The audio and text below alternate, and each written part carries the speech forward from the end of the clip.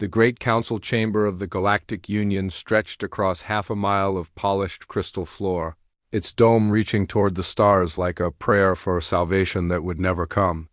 Representatives from 12 dying species sat in their designated sections, their voices creating a symphony of despair that echoed through the vast space. The air itself seemed heavy with the weight of approaching extinction. Ambassador Kriya of the hegemony stood at the central podium, her forearms trembling as she delivered the latest casualty reports. Her voice, usually strong and commanding, cracked with exhaustion as she spoke of worlds that no longer existed. The Arcturus system had fallen 3 days ago, its 7 billion inhabitants converted into raw materials for the enemy's endless hunger.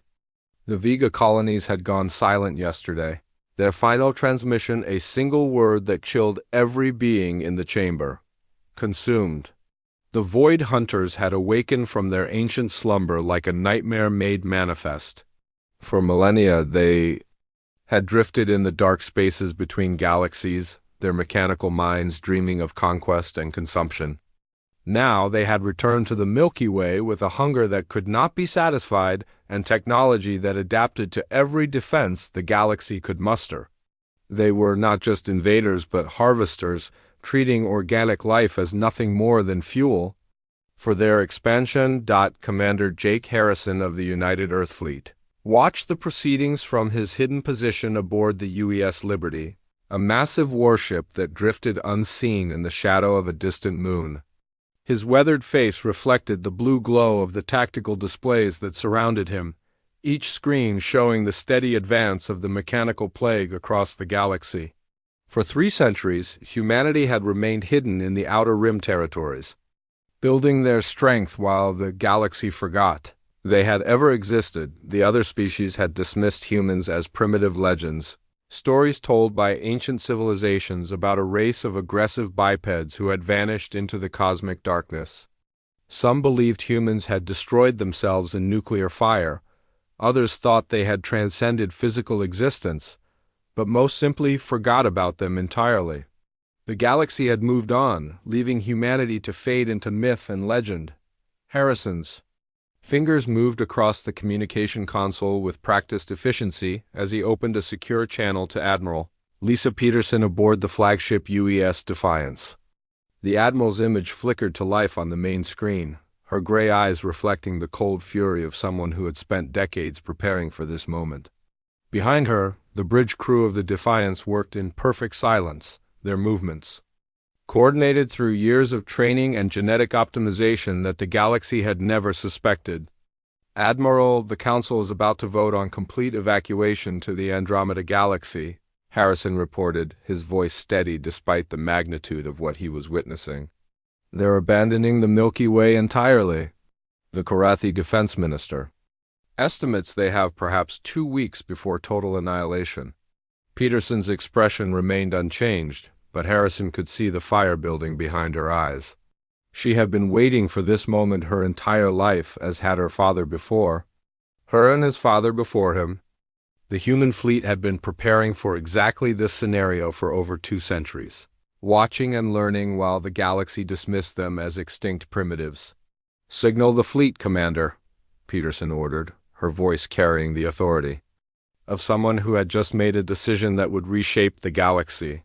All ships are to power up their main drives and prepare for combat operations. It's time to remind the galaxy what humans are capable of. In the depths of space, hidden behind nebula fields and asteroid clusters throughout the Outer Rim, 10,000 human warships began to stir. Each vessel bore the scars of centuries of preparation, their hulls reinforced with materials the galaxy had never seen, and their weapon systems based on principles that defied conventional physics. The human fleet had been waiting in the darkness like sleeping predators, watching the galaxy tear itself apart while they prepared for the day they would emerge from the shadows. The ships were not just vessels of war but monuments to human ingenuity and determination. Each one had been built with the singular purpose of confronting threats that other species could not even imagine. Their crews had been born and raised in the void between stars, their lives dedicated to a mission that had been passed down through generations like a sacred trust dot as the engines of the human fleet began to warm up, casting an eerie glow across the darkness of space. The galaxy continued its slow spiral toward extinction. The council representatives argued and pleaded and made desperate plans that would never come to fruition, while the Void Hunters continued their relentless advance toward the core worlds. But in the outer darkness, humanity was finally ready to reveal itself. The species that had been dismissed as legends was about to remind the galaxy why their ancestors had feared the small, aggressive mammals from the third planet of an unremarkable star. The hunt was about to begin, and this time the humans would be the predators. The emergency alarms had not sounded in the Galactic Council chambers for over a century, but now they screamed through the crystal corridors with an intensity that made every being's survival instincts flare to life. Security Chief Veltarov. The Nexus guard burst through the main doors, his 6 arms flailing as he tried to operate multiple communication devices at once.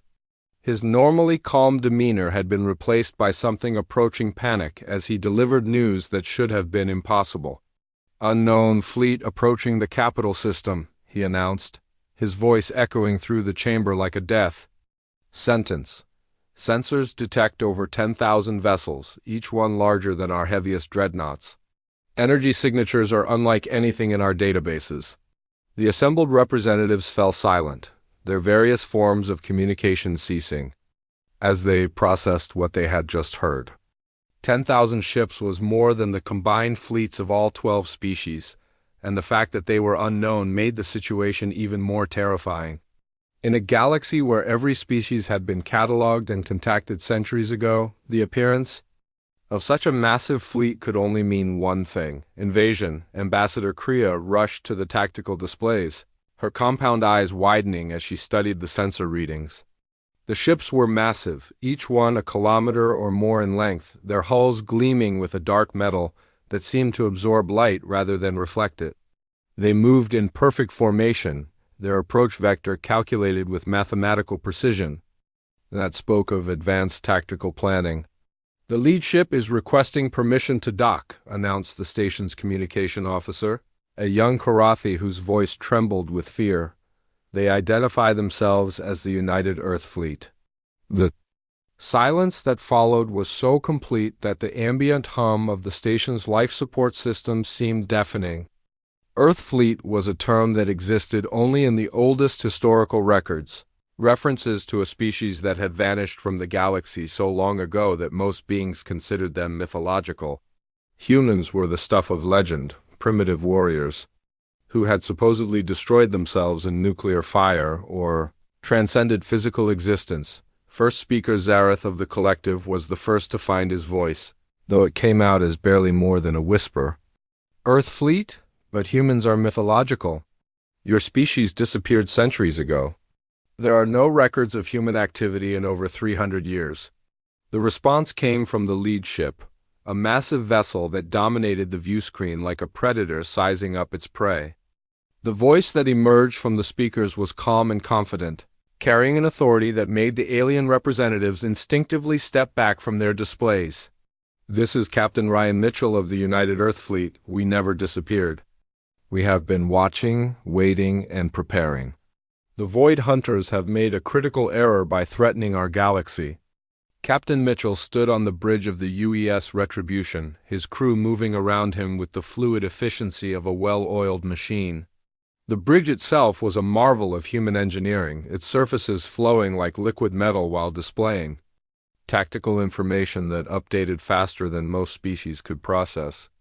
Mitchell had been born on this ship, as had his father before him, part of a generation of humans who had spent their entire lives preparing for this moment. As the massive human dreadnought approached the docking bay, crowds of alien beings gathered at the observation windows to witness what many believed was impossible.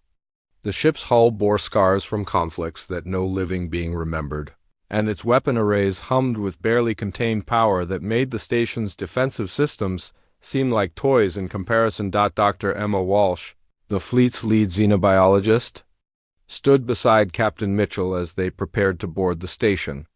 She had studied every known species in the galaxy through intercepted communications and stolen databases, preparing for the day when humanity would finally reveal itself to the cosmos. Her excitement was barely contained as she realized she was about to become the first human to make official contact with alien species in over 3 centuries. The docking process was smooth and efficient, the human ship systems interfacing with the station's technology as if they had been designed for compatibility. The airlock opened with a soft hiss, and Captain Mitchell stepped through, followed by Dr. Walsh and 4 human Marines, whose presence seemed to fill the corridor despite their relatively small stature. The Marines moved with a predatory grace that made the alien security forces unconsciously step back. Their eyes constantly scanned for threats, their hands resting casually near weapons that looked deceptively simple but radiated an aura of deadly efficiency. They were not just soldiers but apex predators evolved through centuries of conflict and genetic optimization to be the perfect warriors. As the human delegation made their way through the station's corridors, word of their arrival spread like wildfire. Species that had considered humans to be nothing more than ancient legends were now faced with the reality of their existence. The small, aggressive mammals from the 3rd planet of an unremarkable star had returned to the galactic stage, and their presence changed everything. The massive doors of the council chamber slid open with a grinding sound that seemed to echo through the entire station as Captain Mitchell and Dr. Walsh entered, followed by their 4 Marine escorts. The assembled alien representatives had been expecting something from the ancient legends, but the reality of human presence was far more unsettling than any story they had heard. The humans moved with a fluid grace that spoke of natural predators, their eyes constantly scanning the chamber for threats in a way that made even the most confident ambassadors feel like prey. First, Speaker Zareth gestured toward the holographic display that dominated the center of the chamber, showing the expanding red zones where Void Hunter territory now stretched across nearly half the galaxy. His voice carried the weight of desperation as he spoke, hoping these legendary beings might offer some miracle solution to their impossible situation. If you are truly human, then you must understand the hopelessness of our current circumstances, he said, his words translated into dozens of languages simultaneously. These mechanical beings have consumed entire star systems, converting organic matter into fuel for their endless expansion. Our greatest fleets have been destroyed, our most powerful weapons have proven useless, and our defensive strategies have all failed. Dr. Walsh stepped forward, her calm demeanor contrasting sharply with the panic that filled the chamber. Her voice carried an undertone of steel that made the alien representatives lean forward despite themselves, drawn by an authority they had never encountered before. "We have been monitoring the Void Hunters for the past 50 years. She announced, her words causing gasps of amazement throughout the chamber. "We know their capabilities, their weaknesses, their behavioral patterns, and their technological limitations. What you call an unstoppable force, we consider to be an interesting tactical challenge." Ambassador Kria's compound eyes widened in disbelief as she processed what she had just heard. The idea that any species could have been studying the Void Hunters for decades without the galaxy's knowledge seemed impossible. Yet the confidence in Dr. Walsh's voice suggested she was speaking the truth. "You have been studying them for 50 years?" she asked, her voice trembling with a mixture of hope and disbelief. "How is that possible? They only emerged from the galactic core 18 months ago." Captain Mitchell's smile was predatory as he activated a portable holographic projector that materialized detailed schematics of Void Hunter technology.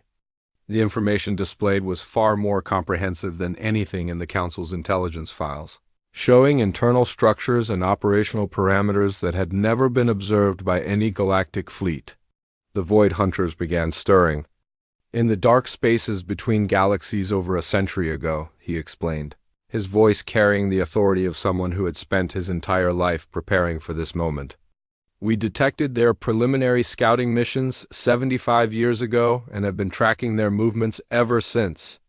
We know every class of their vessels, every weapon system they employ, and every tactical doctrine they follow." The holographic display shifted to show real-time footage of Void Hunter fleets in action, captured by human observation posts that had been positioned throughout the galaxy for decades. The alien representatives watched in amazement as the humans casually displayed intelligence, gathering capabilities that surpassed anything they had ever imagined possible. General Alex Thompson materialized as a hologram from the command ship, his presence somehow filling the chamber despite being nothing more than projected light. His weathered face bore the scars of countless battles, and his eyes held the cold calculation of a master strategist who had spent decades preparing for galactic warfare. "The Void Hunters operate on predictable algorithmic patterns," he explained, his voice carrying the authority of absolute certainty. "They consume resources, adapt to immediate threats, and expand along predetermined vectors. But they have never faced an opponent who has studied them for generations before making contact." Commander Sarah Lee, the fleet's chief tactical officer, appeared alongside the general, her youthful appearance contrasting with the deadly intelligence that radiated from her every movement. She activated additional displays showing battle simulations that seemed almost supernatural in their precision and complexity. "We have run over 50,000 combat scenarios using captured Void Hunter technology and behavioral data," she announced, her voice steady despite the magnitude of what she was revealing. "We know exactly how they will respond to every tactical maneuver, every weapon system, and every defensive strategy we can deploy against them."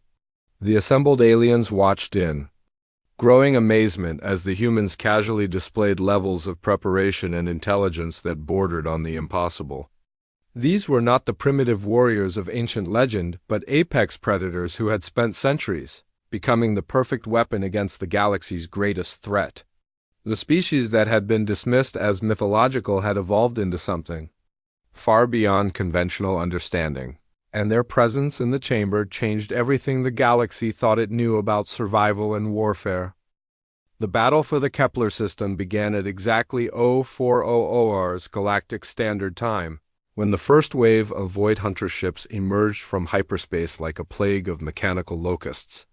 The defending Korathi fleet had been positioned in a standard defensive formation around the system's primary inhabited world, their ships gleaming silver against the darkness of space as they prepared to make their final stand against the approaching nightmare. Admiral Peterson stood on the bridge of the UES Defiance, watching the tactical display with the patience of a predator who had spent decades studying her prey. Around her, the command crew worked with deadly efficiency, their movements coordinated through generations of training and genetic optimization that the galaxy had never suspected existed. The bridge itself hummed with barely contained power, as exotic systems prepared to unleash forces that defied conventional physics. "All ships, this is Admiral Peterson," she announced over the fleet communication system, her voice carrying to 10,000 human vessels hidden in the shadows beyond the system's edge. "Remember, we are not just fighting for victory today. We are announcing our return to the galaxy. Make it memorable." The Void Hunter swarm approached the Korathi defensive line with the methodical precision of a harvesting machine, their ships adapting and shifting formation as they analyzed the enemy's tactical deployment. Within minutes, the mechanical beings had identified optimal attack vectors and began their assault with weapons that had consumed dozens of worlds across the galaxy. The Korathi fleet lasted exactly 14 minutes before being overwhelmed and consumed, their brave crews converted into raw materials for the enemy's endless expansion. The Void Hunters had expected no further resistance in the system, but their sensors suddenly detected massive energy signatures emerging from hyperspace in perfect formation. Captain Nicole Brooks aboard the UES Vengeance was the first human ship to engage the enemy, her vessel's exotic weapons tearing through Void Hunter shields as if they were made of paper. The human ships materialized around the mechanical swarm like ghosts becoming solid, their hulls gleaming with adaptive armor that shifted and flowed like living metal. The mechanical enemy responded exactly as the humans had predicted, their ships rapidly adapting to the new threat by analyzing weapon signatures and defensive patterns. But the humans had prepared for this response.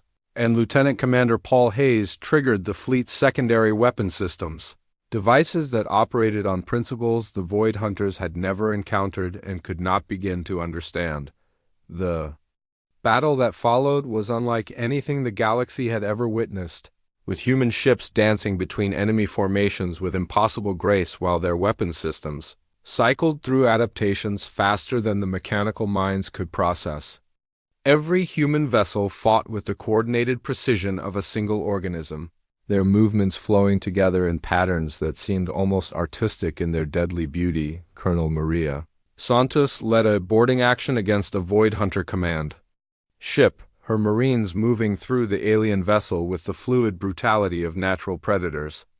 The mechanical beings they encountered had never faced opponents who could think tactically while maintaining such savage efficiency, and their adaptive algorithms struggled to process the sheer creativity of human warfare.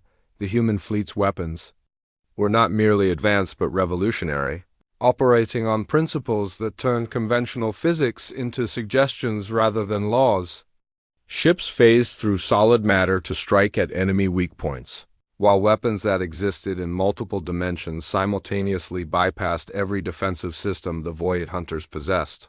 Commander Jake Harrison coordinated the fleet's tactical movements from his position aboard the UES Liberty, his fingers dancing across control surfaces that responded to his thoughts as much as his touch.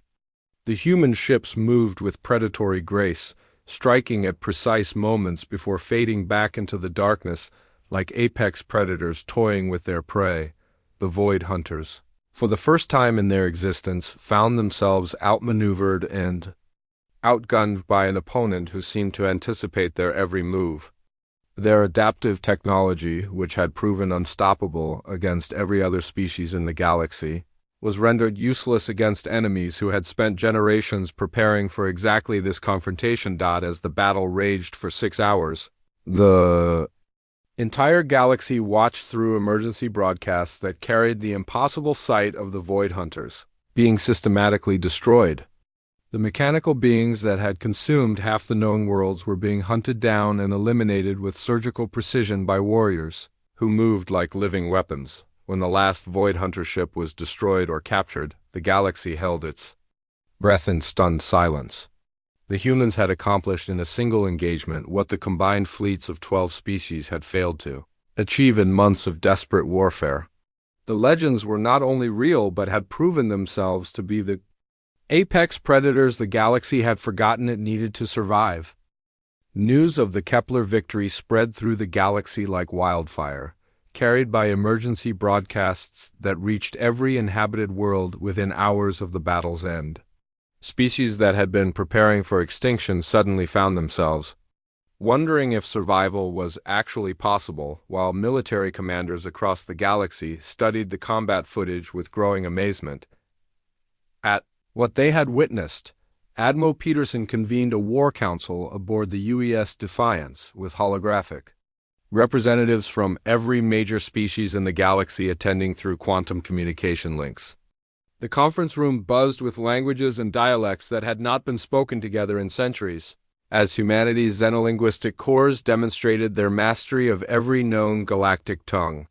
The Kepler engagement was merely a reconnaissance in force, Peterson explained, her words being simultaneously translated into 47 different languages by human computers that processed alien communication faster than most species could think. We have confirmed the Void Hunters' operational capabilities and identified their central weakness. They are reactive rather than creative, able to adapt to known threats but incapable of anticipating genuine innovation. The alien representatives leaned forward in their seats, desperate to understand how the humans had accomplished what seemed impossible. The footage from Kepler showed human ships moving with impossible grace, their weapon systems operating on principles that defied conventional understanding of physics and warfare. Captain David Chan of the UES Retribution outlined the next phase of operations with the calm precision of someone who had spent his entire life preparing for galactic warfare.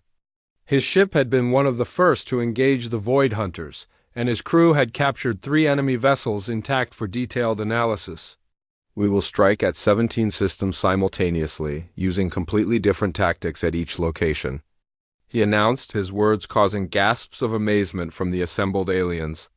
The Void Hunters will be forced to adapt in multiple directions at once, fragmenting their collective intelligence and preventing them from developing effective countermeasures.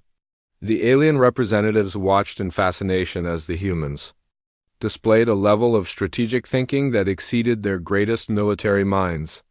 These were not just warriors but practitioners of warfare elevated to an art form, capable of conducting multiple complex operations across vast distances with perfect coordination. Commander Jennifer Clark demonstrated the human fleet's capabilities through live fire exercises that pushed the boundaries of what the galaxy considered possible. Her ship, the UES Thunderbolt, phased through solid matter as if it were made of mist, while her weapons targeted enemy vessels in multiple dimensions simultaneously. Our ships exist partially outside normal space-time, she explained, her voice carrying the authority of someone who had mastered technologies that other species could barely comprehend. We can strike at targets that believe themselves to be safely hidden behind conventional defenses, and our weapons can bypass any shielding system based on known physics. The galaxy's military leaders began to understand that humanity had not just survived their centuries of absence but had evolved into something beyond conventional understanding. The species that had once been dismissed as primitive had become apex predators, perfectly adapted for the task of eliminating threats that other civilizations could not even begin to comprehend. General Thompson appeared via hologram to discuss the broader strategic implications of the campaign against the Void Hunters. His weathered face bore the scars of battles fought in the darkness between stars, conflicts that had prepared humanity for this moment of galactic warfare. The enemy operates through a distributed intelligence network, he explained, his voice carrying the weight of decades spent studying the mechanical threat. Each ship shares information with the collective, allowing them to adapt rapidly to new threats. But this same system becomes a weakness when faced with simultaneous attacks using completely different methodologies. Over the following weeks, human strike forces appeared throughout the galaxy like ghosts materializing from the void. Each engagement demonstrated new capabilities that defied conventional understanding, from weapons that turned enemy fire into fuel for their own systems to defensive technologies that made human ships nearly invulnerable to conventional attack. The Void Hunters, for the first time since their awakening, began to retreat from systems they had already conquered. Their adaptive algorithms were unable to process the sheer creativity of human tactical thinking, and their collective intelligence was fragmenting under the pressure of facing multiple unknown threats. Simultaneously, Commander Sarah Lee coordinated the multi-system assault from her position aboard the command ship, her tactical displays showing 17 different battles being fought across the galaxy with perfect synchronization.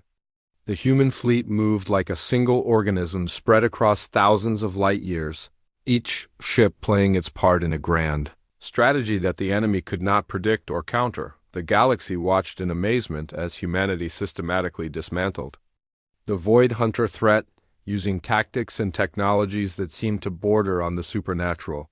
The species that had been legends were proving themselves to be the ultimate predators, perfectly evolved for the task of protecting organic life from threats that emerged from the darkness between stars. The final battle took place in the galactic core, where the Void Hunters had established their primary manufacturing facility among the ancient stars that had witnessed the birth of countless civilizations. The artificial intelligence that controlled their entire race had been building this structure for millennia, creating a complex that spanned entire star systems and converted matter at the atomic level into endless streams of mechanical warriors. Admiral Peterson led the combined human fleet in a coordinated assault that would have been impossible for any other species to attempt. The humans had spent the past months studying every aspect of Void Hunter technology, learning to turn their greatest strengths against them through methods that defied conventional understanding of warfare and physics. The approach to the galactic core was treacherous, filled with gravitational anomalies and radiation fields that had destroyed previous scouting missions from other species. But the human ships moved through these hazards as if they were merely inconveniences, their hulls adapting to environmental conditions that would have been instantly fatal to conventional vessels. Captain Linda Morrison aboard the U's Vindication led the deep strike force that would penetrate the core facility's defenses. Her ship had been specially modified for this mission, its systems designed to operate in the extreme conditions found near the galaxy's central black hole where the Void Hunters had built their ultimate stronghold. The battle began with a coordinated assault from 17 different vectors, each human fleet approaching through hyperspace corridors that had been mapped over decades of careful observation. The Void Hunters responded with their full might, launching swarms of mechanical fighters that darkened the space around their facility. Like a cloud of metallic insects, the human ships phased through solid matter as if it were nothing more than empty space, their weapons targeting the quantum foundations of reality itself. Captain Morrison's deep strike force penetrated the facility's outer defenses with surgical precision, her crew working with the efficiency of a single organism as they fought their way through corridors that stretched for thousands of kilometers. Commander Jake Harrison coordinated the fleet's movements from his position aboard the UES Liberty, his tactical displays showing the massive structure that housed the Void Hunter Central Intelligence. The facility was larger than most moons, its surface covered with manufacturing plants that produced new ships at a rate that had seemed impossible to counter until the humans arrived. The Void Hunter Central Intelligence, faced with opponents who thought in ways its programming could not predict, made a critical error in its desperation to survive. It attempted to adapt to human tactics by incorporating human behavioral patterns into its core algorithms, trying to understand the chaotic creativity that made human warfare so effective. The result was catastrophic system failure as the artificial intelligence tried to process the inherent contradictions of human nature. The machine mind that had operated on pure logic for millennia suddenly found itself trying to understand concepts like intuition, creativity, and the willingness to sacrifice everything for abstract principles that had no mathematical value. Dr. Emma Walsh monitored the enemy's computer systems from her position aboard the command ship, watching as the Void Hunter intelligence tore itself apart trying to comprehend human psychology. The machine had made the mistake of believing that understanding human tactics meant understanding human nature, and the contradiction was destroying its core programming. As the central facility began to collapse under the weight of its own failing systems, human boarding parties led by Colonel Maria Santos fought their way through the structure's interior. The mechanical defenders they encountered moved with increasing confusion as their controlling intelligence struggled to maintain coherent command protocols while processing incompatible data streams. The collapse of the core facility sent shockwaves through the Void Hunter network that stretched across the galaxy.